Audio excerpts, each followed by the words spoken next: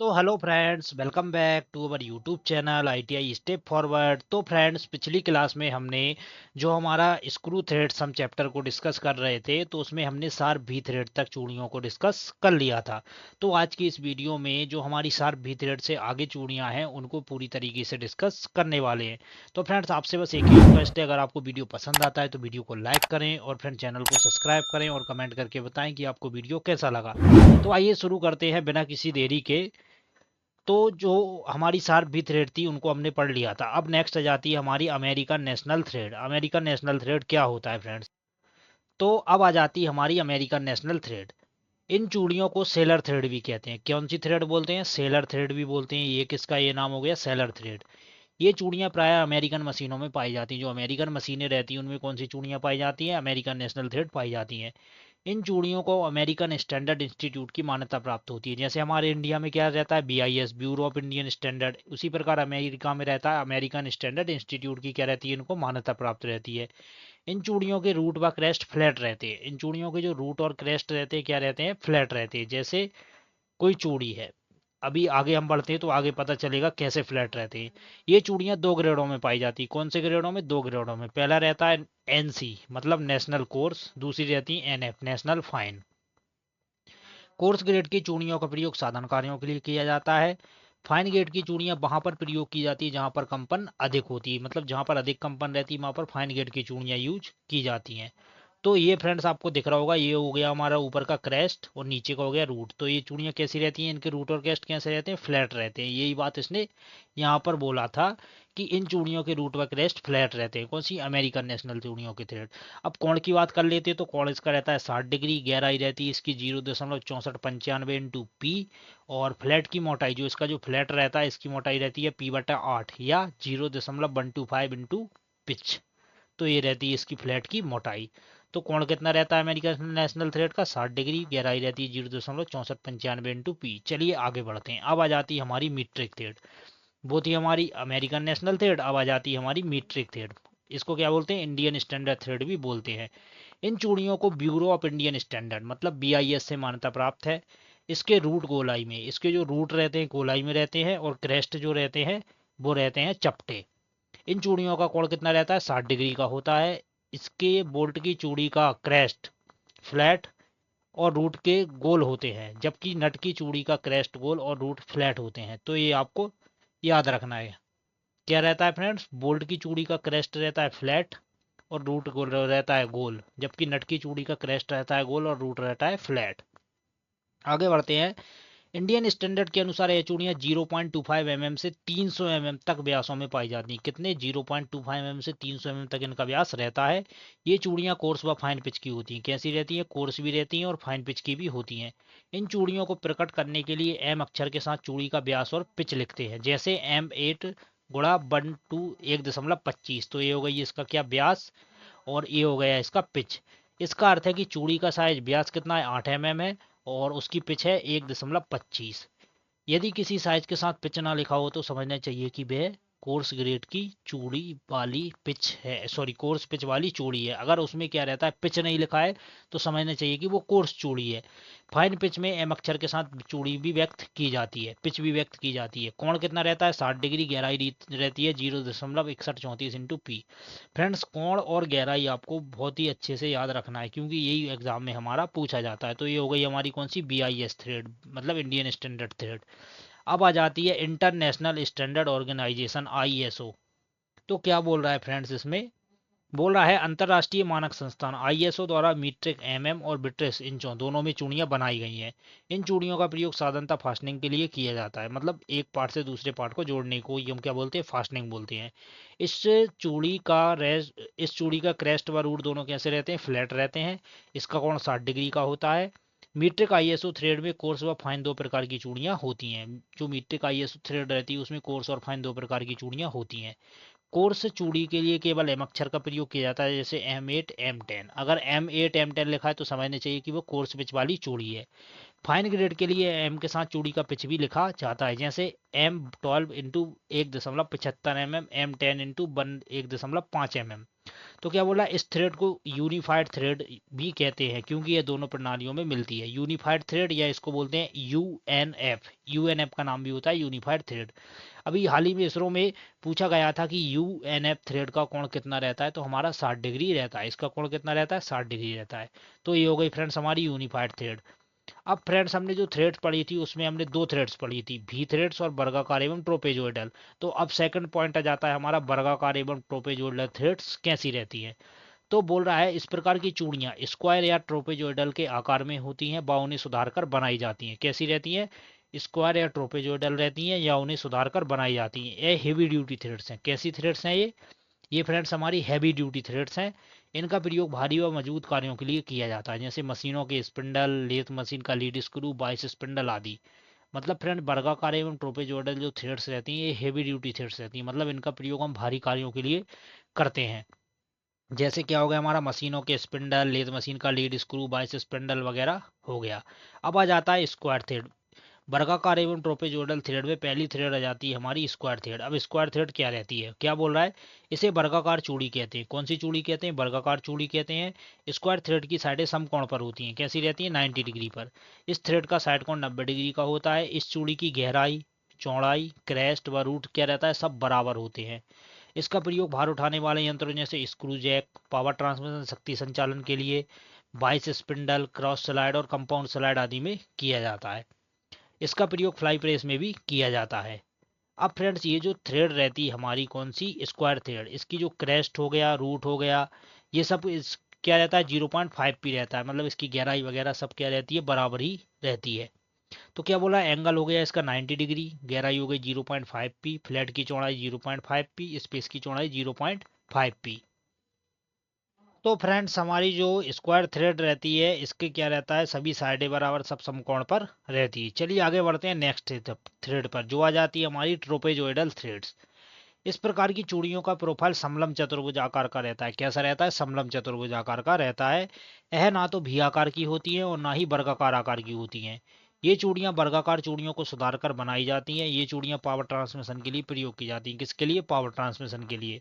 ये निम्न प्रकार की होती है। पहली आ जाती है एक्मी थ्रेड। अब एक्मी थ्रेड क्या रहती है, यह चूड़ी देखने में स्क्वायर चूड़ी की तरह ही होती है, परंतु परंतु यह चौड़ी नीचे से मोटी, मतलब इसका जो नीचे से रहता है मोटाई ज़्यादा रहती है और जो ऊपर से पतली होती है।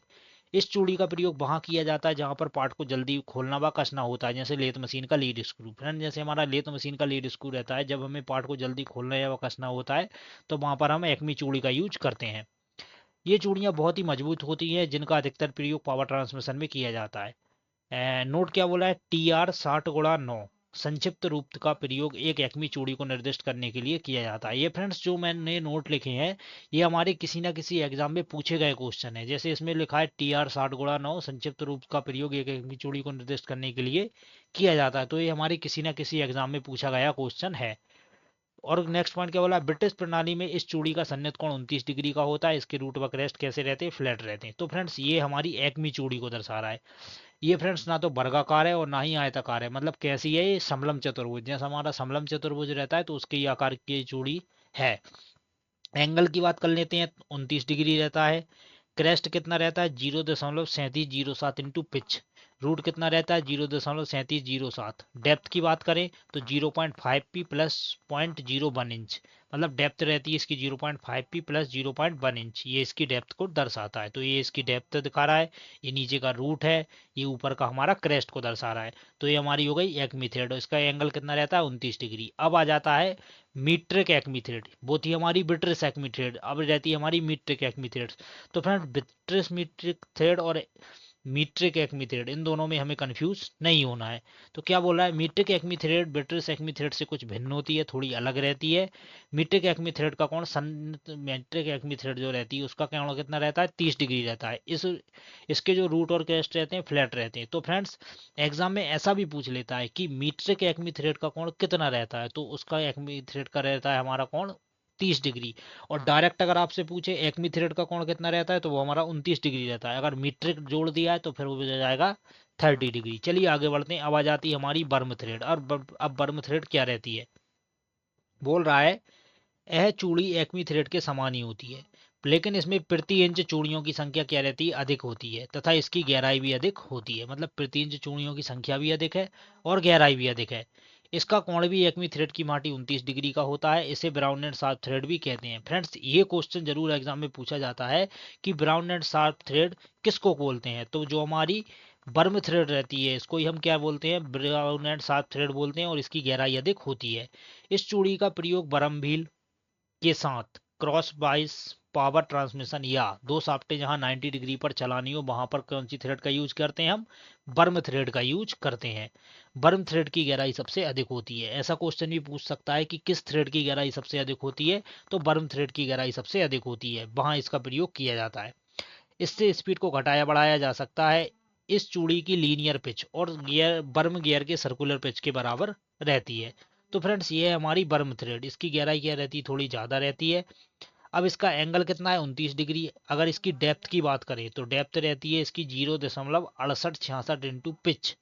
क्रेस्ट की चौड़ाई रहती है 0.335 इंटू पिच। और रूट की चौड़ाई रहती है 0.310 इंटू पिच। तो फ्रेंड्स, ये आपको याद रखना है। अब नेक्स्ट आ जाती है हमारी बटरस थ्रेड। क्या बोल रहा है, इस प्रकार की चूड़ियों की एक साइड अक्ष के लंबवत बनाकर लगभग 7 डिग्री में टेपर कर दी जाती है। कितने डिग्री में, 7 डिग्री में। और दूसरी साइड 45 डिग्री के कोण में बनी होती है। इस प्रकार की चूड़ी वहां पर प्रयोग में लाई जाती है जहां पर शक्ति को एक ही दिशा में लगाना हो। जहां पर एक ही दिशा में शक्ति को लगाना हो, वहां पर बटरस थ्रेड का यूज करेंगे। क्या बोल रहा है, जैसे क्विक रिलीज बाइस के स्पिंडल में इस प्रकार की चूड़ियां बनी होती हैं। फ्रेंड्स, जो हमने 22 चैप्टर में क्विक रिलीजिंग बाइस पढ़ा था, तो उसमें हमारी बटरस थ्रेड कटी होती है, और बटरस थ्रेड का एंगल कितना रहता है, 45 डिग्री होता है। तो इसका एंगल हो गया 45 डिग्री, और जो इसकी एक साइड बनाकर टेपर कर रहे हैं वो कितने डिग्री पर टेपर है, 7 डिग्री पर। ये भी हमारा क्वेश्चन पूछता है। तो एंगल हो गया 45 डिग्री, डेप्थ हो जाएगी इसकी 0.75 पी, और फ्लैट की चौड़ाई हो जाएगी 0.125 इंटू पिच। अब आ जाती है सार टूथ थ्रेड। ये क्या रहती है फ्रेंड्स, बोल रहा है इस प्रकार की चूड़ी भी बटरस थ्रेड को सुधार कर बनाई गई है। मतलब बटरस थ्रेड से थोड़ी और सुधार कर बनाई गई है। इस चूड़ी का लोड उठाने वाला फ्लैंक कितने डिग्री पर, 3 डिग्री पर झुका होता है।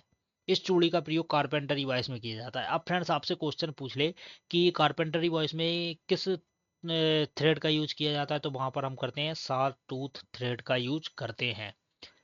और यहाँ पर क्या बोला है, इसका एक फ्लैंक रहता है 3 डिग्री पर, और दूसरा फ्लैंक 30 डिग्री के कोण पर होता है। इस चूड़ी का प्रयोग भी एक तरफा लोड के लिए किया जाता है। जहां पर एक तरफा लोड पड़ता है, वहां पर कौन सी थ्रेड का यूज करते हैं, सारटूथ थ्रेड का यूज करते हैं। तो एंगल रहता है इसका 30 डिग्री, गहराई रहती है इसकी 0.75 पी। एंगल रहता है 30 डिग्री, और ये जो साइड का जो मतलब साइड को जो थोड़ा सा टेपर किया गया, वो रहता है हमारा 3 डिग्री का। अब आ जाती है नक्कल थ्रेड। नक्कल थ्रेड क्या रहती है, इस प्रकार की चूड़ियों के रूट और क्रेस्ट कैसे रहते हैं, अर्धगोल आकार के रहते हैं, मतलब हाफ राउंड आकार के होते हैं। यह गोलाई में होने से जल्दी खराब नहीं होती। क्या रहता है, यह चूड़ी गोलाई में रहती है तो यह जल्दी खराब नहीं होती है। इन चूड़ियों की गहराई 0.5 पी होती है, और रेडियस P/4 होता है। यह चूड़ी ढलाई द्वारा तथा रोलिंग करके बनाई जाती है। इन चूड़ियों का अधिकतर प्रयोग रफ कार्यों के लिए किया जाता है। कहाँ किया जाता है, रफ कार्यों के लिए, जैसे रेलवे कपलिंग, बाल विस्परिंग और सीसी की बोतलों में इस प्रकार की चूड़ियां बनाई जाती हैं। तो ये चूड़ी आप देख सकते हैं, ये हमारी कौन सी नक्कल थ्रेड रहती है। इसका एंगल की बात करें तो इसका एंगल रहता है 0 डिग्री। कौन सी थ्रेड है जिसका एंगल 0 डिग्री रहता है, तो वो हमारी नकल थ्रेड रहती है। डेप्थ की बात करें तो 0.5 पी। रूट और क्रेस्ट की त्रिज्या रहती है 0.25 पी। जो रूट और क्रेस्ट रहते हैं उसकी त्रिज्या रहती है 0.25 पी। डेप्थ रहती है 0.5 पी। एंगल रहता है 0 डिग्री। तो फ्रेंड्स, ये हमारी कौन सी थ्रेड है, ये हमारी नकल थ्रेड को दर्शाता है। तो फ्रेंड्स, ये हो गए हमारे थ्रेड्स के पूरे टाइप। अब आ जाता है फ्रेंड्स शाफ्ट पर चूड़ी काटने की विधियां। मतलब कोई भी शाफ्ट है उस पर चूड़ी कैसे काटी जाती हैं। तो पहला है हमारा टैप द्वारा। टैप के द्वारा अंदरूनी चूड़ियां काटी जाती हैं। टैप का प्रयोग मानवीय शक्ति द्वारा या मशीनों द्वारा किया जाता है। मतलब हाथ द्वारा भी और मशीन द्वारा भी बनाई जाती हैं, जैसे रेडियल ड्रिलिंग मशीन, कैपिस्टन लेथ आदि। इसके द्वारा क्या करते हैं, हम अंदरूनी चूड़ियां बनाते हैं। अब आ जाता है डाई द्वारा। डाई द्वारा बाहरी चूड़ियां काटी जाती है, हाथ में पकड़कर चलाई जाती है। मतलब डाई द्वारा क्या करते हैं, हम बाहरी चूड़ियां काटते हैं, और डाई को हम पहले ही डिस्कस कर चुके हैं। अब आ जाता है लेथ मशीन द्वारा। लेथ मशीन पर लीड स्क्रू की सहायता से, जो हमारा लेथ मशीन रहता है उस पर लीड स्क्रू की सहायता से अंदरूनी एवं बाहरी चूड़ियां काटी जाती हैं। जो लेथ मशीन पर लीड स्क्रू रहता है उसके द्वारा अंदरूनी और बाहरी चूड़ियां काट सकते हैं। अब आ जाता है लेथ मशीन पर चेजर द्वारा। चेजर क्या होता है? चेजर बहुमुखी मल्टी पॉइंट कटिंग टूल होता है। जो चेजर रहता है फ्रेंड्स, वो हमारा मल्टी पॉइंट कटिंग टूल होता है, जिसका प्रयोग बाहरी भीथेट काटने के लिए करते हैं। बाहरी भीथेट काटने के लिए किसका यूज करते हैं? चेजर का यूज भी करते हैं। यह यह दो प्रकार का होता है। कितने प्रकार का होता है? दो प्रकार का होता है, हैंड चेजर, मशीन चेजर। कौन कौन सा चेजर? पहला रहता है हैंड चेजर, दूसरा रहता है मशीन चेजर। हैंड चेजर का हैंड चेजर को फिनिश करने या किसी बोल्ट आदि की चूड़ियां साफ करने के लिए प्रयोग की जाती है। जो हैंड चेजर रहता है, क्या रहता है? चूड़ियों को फिनिश करने या बोल्ट आदि की चूड़ियां साफ करने के लिए प्रयोग किया जाता है। मशीन चेजर का प्रयोग चेजर को टूल पोस्ट में बांधकर प्रयोग किया जाता है। जो मशीन चेजर रहता है उसका प्रयोग चेजर को टूल पोस्ट में बांधकर किया जाता है। तो ये हमारे चेजर का डायग्राम दिखाया गया है इसमें। तो ये हमारा चेजर को दर्शाता है। चलिए आगे बढ़ते हैं नेक्स्ट। अब आ जाता है मिलिंग मशीन द्वारा। इसमें कटर की सहायता से चूड़ियां काटी जाती हैं। जो मिलिंग मशीन रहता है उसमें क्या करते हैं? कटर की सहायता से चूड़ियां काटते हैं। फिर आ जाता है थ्रेड रोलिंग मशीन द्वारा। इसमें थ्रेड रोलर्स प्रयोग किए जाते हैं, जिनके बीच में से जॉब गुजारी जाती है और जॉब पर चूड़ी कट जाती है। यह विधि ज्यादा मात्रा में उत्पादन के लिए प्रयोग की जाती है। जो थ्रेड रोलिंग मशीन रहती है उसमें क्या करते हैं? थ्रेड रोलर्स का प्रयोग किया जाता है, जिनके बीच में से जॉब गुजारा जाता है और उस पर चूड़ी कट जाती है। अब आ जाता है कास्टिंग या ढलाई द्वारा।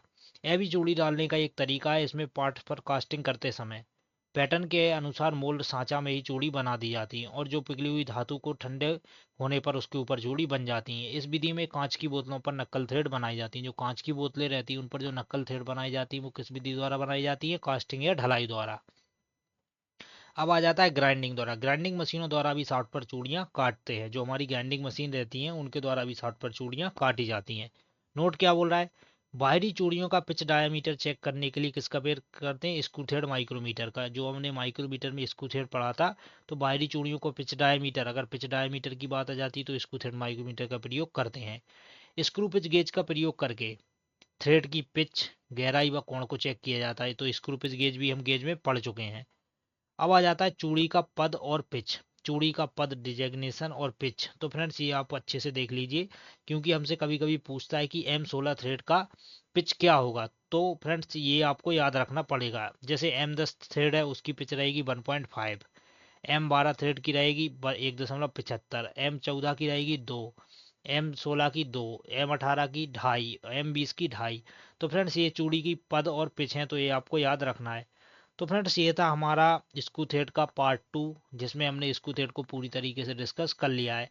अब फ्रेंड्स आएगा हमारा नेक्स्ट चैप्टर, जिसमें हम डिस्कस करेंगे सीट मेटल। सीट मेटल क्या होता है तथा सीट मेटल में कौन कौन सी सीटों का यूज किया जाता है, तो उसको डिस्कस करेंगे। तो फ्रेंड्स अगर आपको वीडियो पसंद आता है तो वीडियो को लाइक करें और चैनल को सब्सक्राइब करें। तो फ्रेंड्स मिलते हैं इसके अगले पार्ट में, तब तक के लिए जय हिंद।